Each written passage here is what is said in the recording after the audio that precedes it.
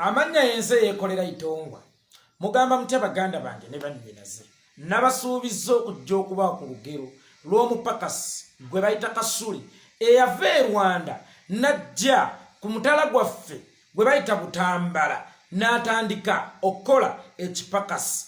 Kasule olw'empisa n'ennono ze yasanga e Butambala yasalawo naye atandika okweyisanga abantu b'e Butambala era bw'atyo emimu ku miziro gye yasanga mu Butambala kwaliko omuziro ogw'engeye naye n'agamba nti nange okuva n'olwaleero neddira ngeye era erinnya lye lyava naye e Rwanda n'alisuula n'atandika okweyita Kasule.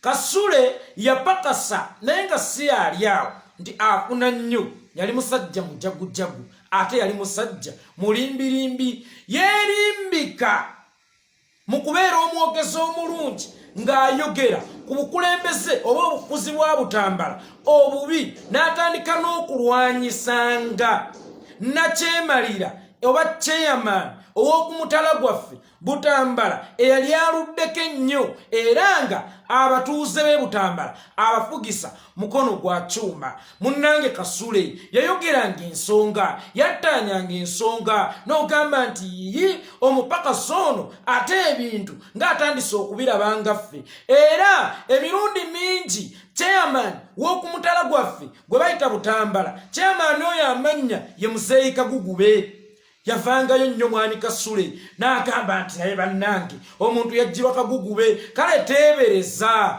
wano tuli bagwira naye bantu b'e Butambala batusenza kuba ne Kagugube twava naye e Rwanda abantu b'e Butambala ne batusenza ne batuuka n'omwesigisa obuyinza naye Kagugube abantu b'e Butambala abafugisa bumbula Kagugube gundi Kasule omupakasi yaganja nnyo ku Butambala eyalinga mu nnimiro n'atandika nga abantu okumutwalira amakula kakati ate be yali alimira emmere essaawa eno be bamuwa emmere alyeko.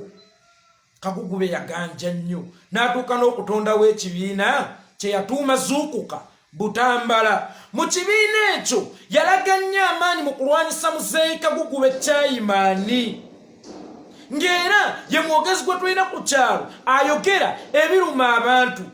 Mukama yali yamuwundira akalimi ng'ayogera n'akunkumula ennyenje abantu beesiga Kasujja yali omupakasi n'afuuka omutaka n'afuuka omutuuze eyeebuuzibwako ensonga era yalaga nnyo abantu nti wamma obufuzi bwa Kagugube bubi nnyo ng'azita mu kibiina kye teyatuuma Zuukuka Butambala.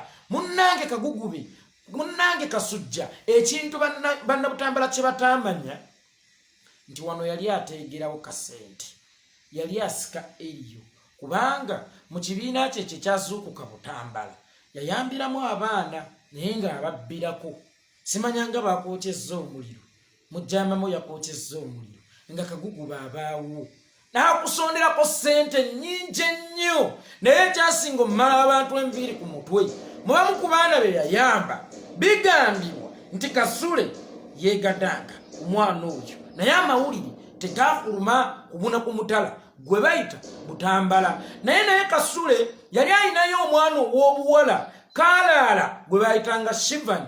Kasule yamuweerera yamwagala yamusomesa yamuteeka mu mataala yamulinamu essuubi lingi nnyo era omwana wa Kasule ku Butambala kuli nga tayogerwako. Naye munnange time yatuuka omwana wa Kasule bwe baali bapulaningira okubeera sipiika wa kanso y'e Butambala omwana wa Kasule ng'abeera mu bibaala omwana wa Kasule ng'abeera mu relationship eno neeri munnange omwana wa Kasule yapuuka ekigaali ky'abayiga ku kyalo okwo munnange ne tukaaba nnyo tuga Kasule nga yayagala nnyo omwana oyo nga yamusuubiramu bwingi. Tetutamanya nti Kasule ye yatundanga muwalawe Shivani mu basajja ab'enjawulo era ebiseera bingi nnyo yamuteganga abasajja abakuzeemu mu myaka abagagga ne bagenda naye mu bufo obusanyukirwamu najja n'akunywesa bwe bba nti nkusanze n'omwana omuto eno defilement nga bakujjamu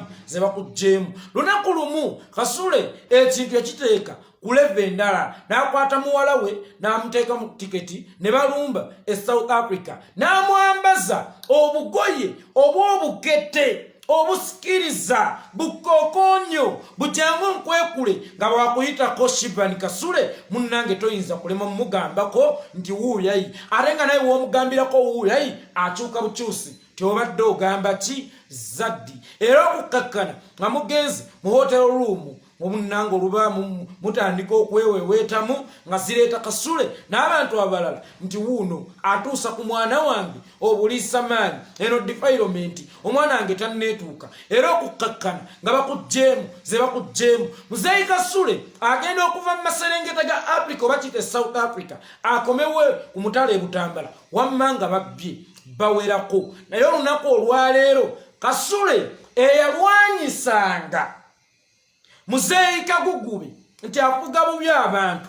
Olunaku olwaleero Muzeeyi Kagugube ayina omwana we gwe bayita Zaakayo Muwooza gw'ayagala amusikire ku bwa ssentebe obw'Obutambala. Kyokka olunaku olwaleero waliwo pulojekiti awo mu Butambala gye bayita Muwooza, Zaakayo Muwooza project, naye ate ono eyagambanga ebiseera biri nti yalwanyisa Muzeeyi Kagugube ate akulaga kyabadde nga asisinkana ne Muzeeyi Kagugube emirundi egiwera. Ate olunaku olwaleero y'omu ku boogezi ba project gye bayita Zaakayo Omuwooza n'ogamba yi nga tuli basiru nnyo bannabutambala. Omuntu omupakasi najja n'atusika eriyo najja n'ayogera ebirungi najja n'ateekawo n'ekibiina kye bayita Zuukuka Butambala tusobole okumwesiga tumugye mu nnimiro ate ffe tutandike okulima tumuwenga ku makula ge tukungudde olw'ebigayo ebirungi ebimuvaamu. Essaawa eno yatembeeta Muwooza projekiti ebyo tetwali bifuddeko naye okukwata omwana we n'amutwalanga mu basajja ku mutala Butambala n'atuuka n'okubuuka n'agendako mu masaza amalala bakubule babbe bajjuze ensawo. Ate ekyo kyatuluma nnyo kubanga wano ewaffe e Butambala muzadde talina kukola bw'atyo. Muzadde ayina kulungamya bulungamya kubanga bw'oteekawo n'ekibiina tizuukuka Butambala nga muwalawe akyali mu bwebafu ogenda kuzuukusa bannabutambala ki ng'omwana ow'omunju ewuwo akulemye okuzuukusa. Byebyo nno munnange ebyagwa ku mutala ewaffe e Butambala. Tambuza vidiyo eno nange nzizeeyo ewaffe e Butambala ku nkuzi tebankuba eccupa omanyi bakambwe.